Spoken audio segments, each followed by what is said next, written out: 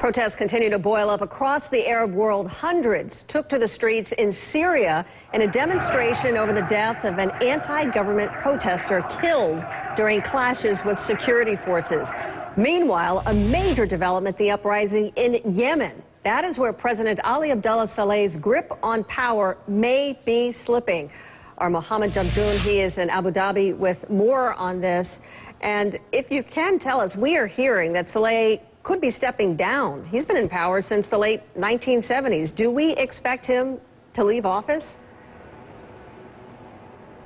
There's been a lot of contradictory reports today, Suzanne, but I just got off the phone a few minutes ago with a ruling party official in Yemen who told me President Saleh today offered a plan by which he would step down from the presidency in early 2012, that he would work from now until the end of 2011 to try to basically lay the foundation for a peaceful transfer of power, that he's made that proposal to the opposition. But the opposition is in no mood to negotiate. The spokesperson for the opposition parties there told me there's no way they're going to accept anything short of President Saleh resigning and resigning now.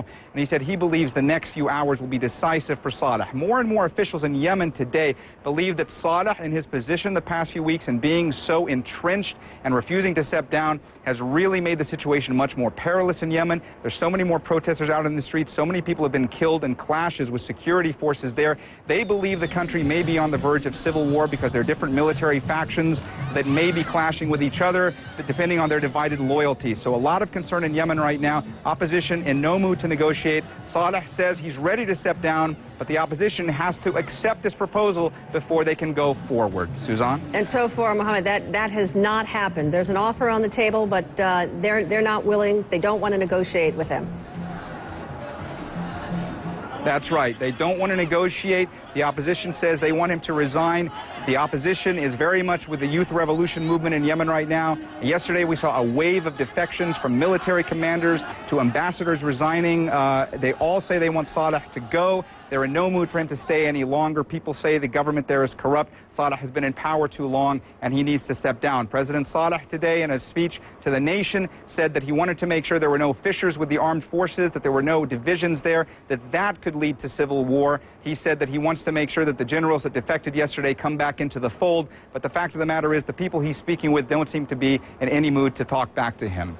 And Mohammed, this is obviously a problem for the Obama administration. The president has said that Yemen is a hotbed for al-Qaeda, right? But the White House has worked closely with this President Saleh and the government to go after terrorists there. So if the government collapses and if the president leaves, what happens next? What does that mean for the strength of al-Qaeda in that country?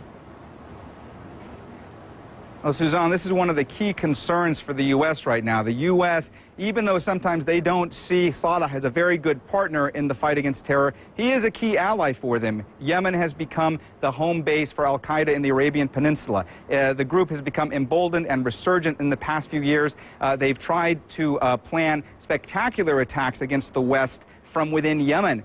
They keep trying to plan more. Now, many people I speak with in Yemen believe that Saleh has tried to get more funding from the U.S. and try to make al-Qaeda sound like it's worse than it actually is. But the U.S. very concerned about al-Qaeda there. They don't have anybody that can come in and fill Saleh's shoes. Saleh, even though a lot of people in Yemen are angry with him, he's been able to skillfully navigate tribal alliances in Yemen for the past 32 years and stay in power. And there's nobody that's come up as a potential person to replace him, and that's a concern for the U.S. right now. Big concern. Thank you very much, Mohammed Jamjoon. We appreciate it. Well, what is the United States fighting for, and what's the strategy in Libya? We're going